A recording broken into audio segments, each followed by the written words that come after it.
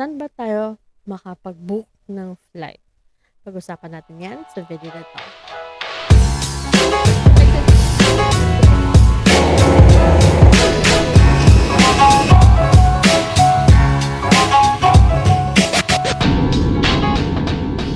Hey, what's up guys? Thank you for watching this video. My name is Gia. I'm the vlogger behind exoticphilippines.info, and in this YouTube channel we talk about travel, destinations, and of course, airports and flights and ticket prices. At yun nga, sa video na to, pag-uusapan natin kung saan tayo pwedeng makapag-book ng flight natin, mapa-domestic or international flight man. Pero bago nga lahat, maawa po kayo sa tabaching-ching na to. Give this video a thumbs up, share this video, and of course, subscribe kasi ang dami ninyo nanonood sa video ko at di naman ko subscribe.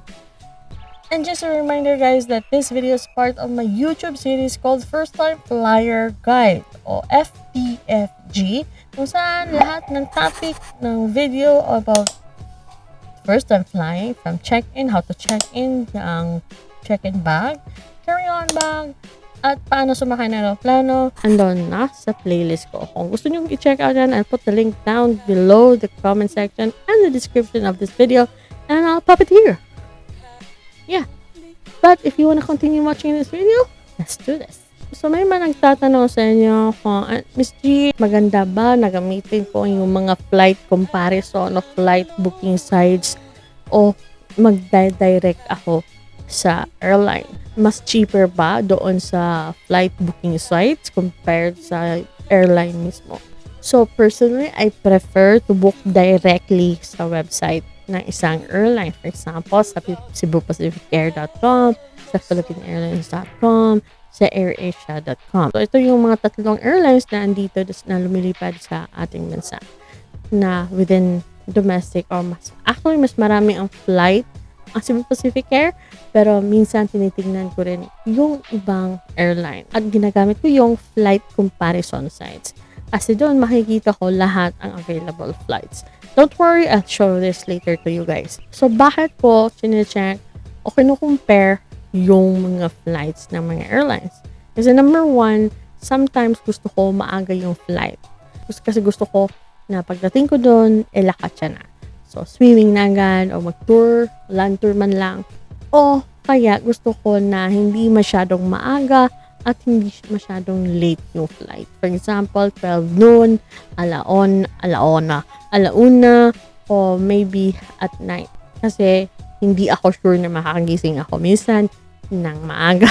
So, ginagamit ko lang yung mga flight booking sites to be able to compare the flight schedules and flight prices. Pero, do not rely much sa prices doon sa mga sites na yon.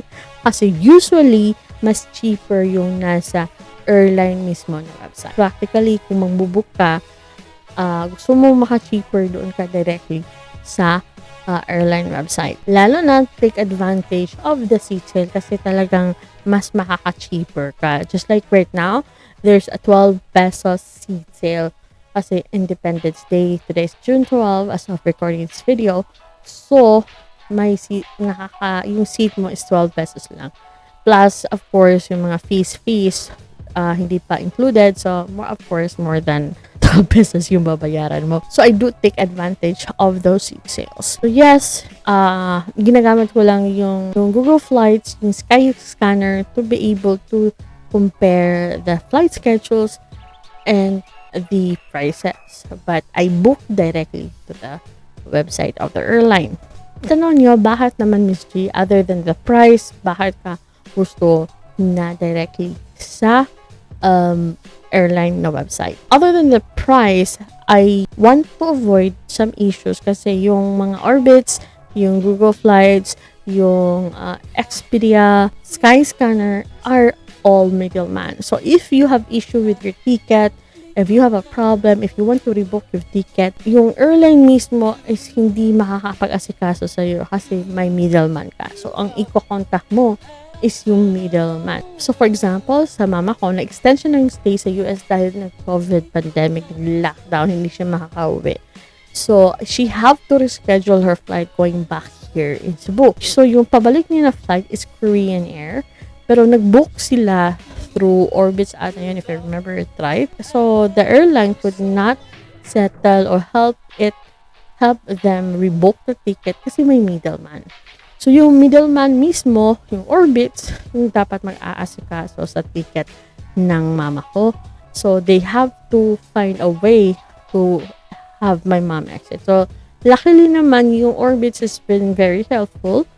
They found a way to go around the US. So from San Francisco, imbis dapat San Francisco to South Korea, kasi na ayaw ng San Francisco lumipad to South Korea, eh ginawa from San Francisco, lumipad muna siya ng Atlanta, then Atlanta to, andito yung San Francisco, dito yung Korea, malapit lang. Dito San Francisco, lumipad po na dito Atlanta yung mama ko. Tapos from Atlanta, pumunta siya ng South Korea, so nagpalayo. So, ayun, nadagdagan ng sa pang flight, ng mahabang flight ng mama ko. Pero my sister have to go through orbits instead of asking help from Korean Airlines. The good thing is there are some airlines who do have partnership with different airlines. Kasi yung Delta Air have a partnership with Korean Air. So yung pag-check-in is, nag-check-in lang siya once sa Atlanta and then continuous na sa hanggang dumating siya dito sa Cebu. Did I ever use a third party or yung mga sites like Google Flies or Skyscanner or other similar sites? I did use for comparison only, but never booked flights on my own. Pero yung mga kapatid ko, yung mga nasa labas na kapatid ko, gumagamit sila ng yung mga sites na yon to book their tickets or to book our tickets. Kasi yung mama ko is, pinapapunta dun sa US.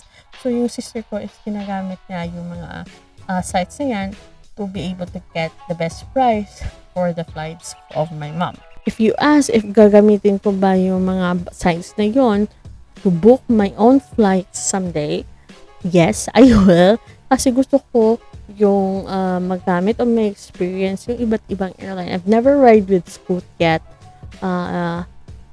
I want to try Singapore Airlines someday, pero napakamahal, pero parang sulit siya. Then, I want also to try yung mga airlines, yung mga airlines ng ibang countries. Kasi yung Korea, may Korean Air. Yung Taiwan, I think, is Eva Air. So, gusto ko matry yung mga airlines nila. So, to be able to compare our airlines here to their airlines. South Korea also have a cheap airline or yung budget airlines. It's like their Cebu Pacific version of a Korean Air. Actually, yung plano ko sana na lockdown lang na papuntang Korea is yung pabalik ko is that cheap or the budget airline ng Korea. So, sayang hindi natin na take advantage. If I remember it right, it's Jeju Air. If I remember it. May isa pa ata na airline ng South Korea na budget airline and I forgot. Pero yeah, it's basically that one. So, papakita ko sa inyo kung paano gagamitin itong mga sites. Gagamitin natin ang Google Flights. Wait a minute, kaping mainit. You can now send your super thanks here on my YouTube channel. Inactivate ko na yung super thanks, guys. Just click on the super thanks and send in your message or tanong mo or topic request. And we don't know, maybe sa susunod na video ko, dedicated sa iyong comment or super thanks ang gagawin ko. And select any of this amount and buy and send. Daghang salamat in advance. So, dito na tayo sa Google Flights. So, kung hindi nyo alam ang URL, google.com/travel/flights or just Google the Google Flights. Type nyo lang Google Flights. Okay, so ang gagawin lang natin is type in kung origin since Cebu City ako at Mactan International Airport. And then type mo kung saan mo gustong pumunta. So, let's say, I've actually done the research. So, let's say, let's go to Singapore. So, ayan, pa-Singapore tayo. So, dito, pipili tayo ng round trip, one-way, or multi-city. So, I won't discuss anymore yung multi-city and one-way because on our upcoming video, we will discuss this one. So, subscribe kayo guys para malaman niyo kung ano tong round trip, one way, multi-city, anong pagkakaiba nila. So let's just go for round trip. Usually common sa atin pag lumalabas ng bansa is round trip ticket. So choose mo yung date. So let's say na lang, so, change natin the date. So tingnan nyo. Ito sa baba ng petsa, let's just move the date para mas cheaper kasi expensive yung mga tickets ngayon. So let's say, mas cheaper naman. Also, let's say dito na lang sa August. So, August 2 is 9,000. Yung green meaning mas cheapest siya. Cheapest na flight is 9,400. May 9,900 dito, pero di siya green kasi hindi siya cheap. So, let's go for August 2. Ang alis natin mula Cebu, papuntang Singapore. Tapos, ito, nag-change siya kung kailan ka pabalik ng Cebu. Since round trip, diba? So, pabalik natin, maghanap tayo ng cheap na date. Pwede din kung anong gusto niyo na date. But let's just, for the sake of budget, let's just go for the cheapest flight. So, let's go for 9. So, August 9. So, ang pupunta natin Cebu is, papuntang Singapore is August 2. Then, pabalik ng Cebu is August 9. So, done. So, what I usually do is just look for flights going to the destination. For in this case is yung past Singapore. So, tingnan nyo, lahat ng airlines na so far alam nila na merong flight from Cebu to Singapore, dito na. Tapos ito ang best departing flights. And dito, rank based on price and convenience. Mas convenient at mas cheap siya. So, as you can see, dito ang oras ng flight. If you are like me na may preference ng oras ng flight, so nakakatulong ito makompare kung gusto ba umalis ng 3 p.m., 4 p.m., or 7 p.m. Now, dito makikita mo kung anong duration ng flight. So, ilang oras ka nasa aeroplano o ilang oras ang total travel time mo from your origin to the destination. So, tignan nyo, eto is 3 hours yung Scoot, pero yung Cebu Pacific is 7 hours. 7 hours siya kasi eto, may one stop siya. Dadaan siya ng Manila at magtatambay ka doon ng 2 hours and 40 minutes for your next flight. So, tingnan natin yung details para malaman nyo, makita nyo. So, yan. So, aalis kayo ng Cebu, 4:25. Then, yung travel time ng from Cebu to Manila is 1 hour and 25 minutes. So, pagdating mo ng Manila is 5:50 p.m. Tapos, so, 2 oras ka maghihintay or almost 3 hours. Sabihin na natin 3 hours. So, ang next flight mo is 8:30 p.m. from Manila to Singapore. Ako, mas preferred ko yung direct flight. Mas less hassle. Other than it's cheaper, it's less hassle. So, yung non-stop, meaning hindi ka mag-stop over or hindi ka mag-stop somewhere else bago ka makadating sa iyong destination. So, dito, baba is other flights na available. May, Cebgo, Cebu Pacific. Kasi yung Cebgo is under Cebu Pacific pero mas maliit na plane. And then, merong Philippine Airlines and Singapore Airlines. So, nakikita mo dito, may 2 stops ba? Hindi, wala ng 2 stops. Yung 2 stops is may 2 stopover. So, ayan. Nakita nyo. So, ayan, makikita mo dito na yung ibang oras. Pero, ayun nga, mas mahal at saka mas matagal. Okay. Ito, nakita nyo, 12 hours, may 10 hours, 7 hours, 6 hours, 10 hours, and so on. So, etong Singapore Airlines, nasa baba siya kasi mahal siya. So, same sila na Scoot pero mas mahal yung Singapore Airlines. So, ayan, ang preference natin, so most likely preference natin is yung Scoot. So, let's select Scoot. So, ayan. Nakikita nyo is pabalik na naman ng Cebu. So, from Singapore to Cebu na. So, ayan, may 10 a.m., 1 p.m., at saka 10:30 a.m. Ay, na-change ko ata. What did I do? Ito. Ayan. expand ko. Anong nangyari? So, ayan. So, most likely, I'll prefer to go for Scoot kasi, ayan, mas cheaper siya and non-stop siya. So, ayoko mag-stop over sa Manila. Ayan. So, ayan, nakita niyo naman is you can go book this flight on Scoot mismo. Which is what I suggest to you guys. Kung gusto niyo maka-cheaper kasi usually what happen is cheaper talaga yung direct na booking mo from the airline mismo. So, mayroon ding ibang websites, Nag-Go-To-Gate, Airpass, Kiwi. Ito, Kiwi, medyo kalala itong Kiwi. So, ayan. So, try natin yung ibang comparison. So, ang purpose ko lang talaga dito guys is makita yung total price at saka yung oras ng flight para may estimate ako. And may option, makita ko yung options ng ibang flight na pwede kong makita.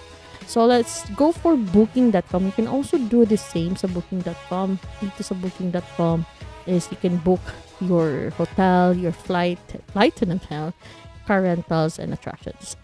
So, ginagamit ko itong booking actually primarily for hotels. But don't worry guys, if di nyo alam yung mga links, gusto nyo yung mga links, ilalagay ko sa comment section at saka sa description ng video na to para, you can just click on it. So, sa booking, gagawin nyo lang kung hotel, it's pretty much the same. So, click lang din yung flights. Ayan, loading na siya. So, ayan, is from Cebu, detect niya yung location ko. So, let's say na lang, ibang location naman. Let's say to Phuket. Ayan. Tapos, let's depart on, ayan. Kung yung meaning ng green is may mga cheap na flights. Ayan. So, let's go for this September. Tapos, 1 week. Search. So, kita nyo naman ang pagka-difference nila sa Google Flights. Nakikita mo yung mga best prices na kung nakita mo mismo yung price. And the same method, the same, idea na makakompare mo, makikita mo yung mga deals, makikita mo yung mga airlines, yung oras ng flight, basically the same.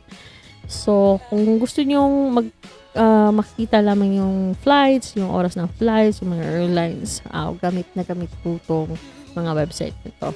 Pero pwede naman kayo mag-book dito, walang problema. Pero I'm not sure if quality ba yung service ng booking.com or yung ano pa yung mga website, yung Orbitz, kasi ang importante na i-consider nyo dito guys is maganda yung customer service. Kasi pag may problema kayo, hindi yung airline yung mag-aasikaso, dapat sila. Okay? So, research na lang kung anong best na website to book. Pero, so far, we tried Orbitz. Maganda yung service nila. So, here you go. It's pretty much the same. Multiple airlines. Let's just go work. I rarely use this feature.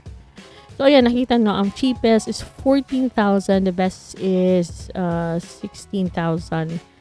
I think that's round trip already. And the FAQS is 25,000. So, let's go for the cheapest kasi wala tayong budget. So, let's see na lang. So, eto, parang naka-package na siya na deal na siya na flight. So, you can choose which. Hindi kagaya dito sa sa Google Flights na you can choose your back and forth. Now, which airline you want to go for when you go back or your, different airlines. Pwede kang prefer the airlines. Dito, naka-package na talaga siya. Pero okay naman siya. So far. So, ito, pwede niyo magamit yung filters kung ayaw nyo may 1 stop, 2 stops, tanggalin nyo lang dito sa gilid. I'm not sure if makikita nyo ba, but if you go to the website, makikita nyo sa gilid. So, let's go for non-stop. Ayaw niya may non-stop. So, wala siya non-stop. So, 1 stop. Kaya, kahit merong wala parang direct flight from Cebu to, nakalimutan ko. Akala ko Singapore kung ni-research. Yung Phuket kasi is 2 flights ka talaga kasi walang direct flights to Phuket. To Phuket. Hindi pala Phuket. Phuket pala yan. Anyway. So, yan. Nakikita nyo naman 16,000 yung cheapest. na makukuha natin na flight from Cebu to Phuket and Phuket to Cebu. So, ayan. So, that's pretty much how you can make use of this website kung ayaw nyo mag-book dito at just use the airline website mismo. At least makakompare kayo ng mga airlines. So, let's go for another website, yung Skyscanner. Ito ginagamit ko din pang hotel comparison. So, ito, nag-research na ako ng flight for my mom. So, let's just try for September ulit, 13. Then, let's go for 30. Grabe, US, para ilang weeks lang. Mahal yung ticket ngayon pang pa-US. So, San Francisco. Cebu to San Francisco. So, usually, it takes 2 flights. So, let's see. Ay! Wow. So, 65,000 so far. 77. Yeah, so, nag-loading siya. Nagsascan siya ng mga flights. So, kita niyo naman may Philippine Airlines na flights. Tapos, may Korean Air na flights. Ito yung sinakayan ng mama ko. Maganda daw service ng Korean Air. So, let's go for the cheapest. Philippines All Nippon Airways. I think that's Japan, no? So, via Japan ka na. Yep, it's Japan. Tokyo, Haneda, Japan. Then, ito is IC and is in Incheon Airport. So, kita niyo naman. So, ito is 2 stops. So, from Cebu to Manila, Manila to Japan, then Japan to San Francisco. Yan guys, nakikita niyo na mga flights, mga ticket options niyo. So, ito nakapackage siya pag ganito mga sites na wala kang choice yung kagaya ng Google Flights. So, let's compare the same destination naman. So, Cebu to Singapore. Pwede natin ma-change na yung Singapore. Tapos, flight date nun? August 2 to 9 August 9. Para ma-compare natin.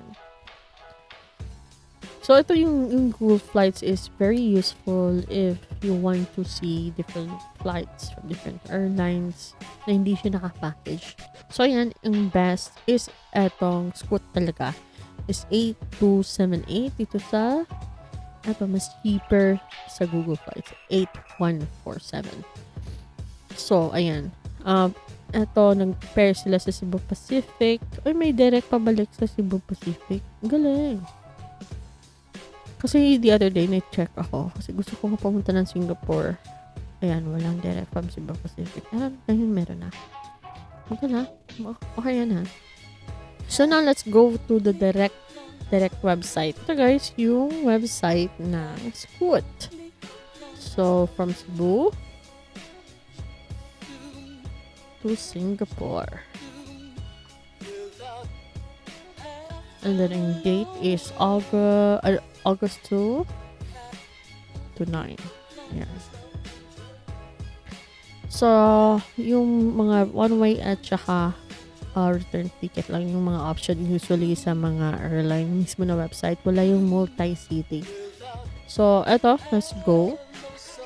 At bakit wala? Kasi hindi naman lahat ng airline nasa lahat. They cover all the na countries. Hindi naman. So, let's do this.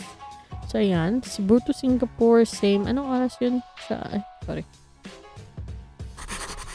Anong oras to sa 3 p.m. at 10 a.m. So, ito same na oras. So, 3-6. Limited seats. So, select natin. Tapos, wala. Let's say na lang may check-in bag tayo. Ayan. So, nag-select na tayo. So, ito from Singapore to Cebu. Select this one. And may check-in din tayo. So, ayan. With check-in bags is 10,477 10,477.37 cents. So, So, with check-in bag na yan. Pag walang check-in bag, kasi yung sa wait, let's go back. Okay, let's move the check-in bag. Kasi parang yung sa yung sa Google is walang check-in bag. So, ayan, 8277.33. So, kita din naman is 8277 says directly mismo sa website. At balik tayo dito kay Google. Ayan, book mismo sa sa Scoot na website is 8277. So, same story. So, I suggest that you go directly na lang to the website of the airline. So, napaka-useful nitong Google Flights kasi you can see na yung mga airlines na pwede mong sakyan sa papuntahan mo na destination. And pretty much the same yung price. So yes guys, hindi included yung check-in bags. Ibang usapan ng check-in bags. So usually sa mga affordable or budget airlines, is ganito talaga, hindi pa kasama yung check-in bags. So sa mga airlines like Philippine Airlines or yung Singapore Airlines, usually may kasama na at least 10 kilos na check-in bag. So, ito, budget airline sila. So, kung ayaw mag-check-in bag, edi wag. So, mas lesser yung price. Pero still, tignan natin yung Singapore Airlines. You compare this one to other, let's say this one na lang, yung Skyscanner. Compared to other airlines, hindi yung Scoot. Ayan, Cebu Pacific 12. Tapos magle-layover ka pa via Manila is 12,000. Tapos yung Scoot is 8,000. So you can really say or can see the price differences and also have the options of different airlines and different times na you can leave or you can take the flight. So yan, that's how we use and how you can take advantage of these sites. And sana, you learn something from this. And this is how basically you can book a flight. And this is how you search for a flight, a cheap flight, or the flight of your choice, and compare and decide wisely on your travel plans. So that's pretty much it, guys. I hope this was able to help you to book your next flight, your upcoming flight, your next travels. But let me know if you have any questions down below the comment section. I'd love to answer your question, lalo na if hindi ko na-mention yung answer sa video na to. Wag po kayong mahiya mag-ask ng question. If you are shy to comment on the comment section, you can go here on my social media. Go to my Facebook, not my Instagram, kasi matagal ako maka-respond sa Instagram kasi di ako nanonotify. Again, maawa kayo. Please give this video a thumbs up, like, and share this video, and subscribe to my channel. Ang dami ninyong di nagsasubscribe. Okay, see you guys on the next video. Bye-bye.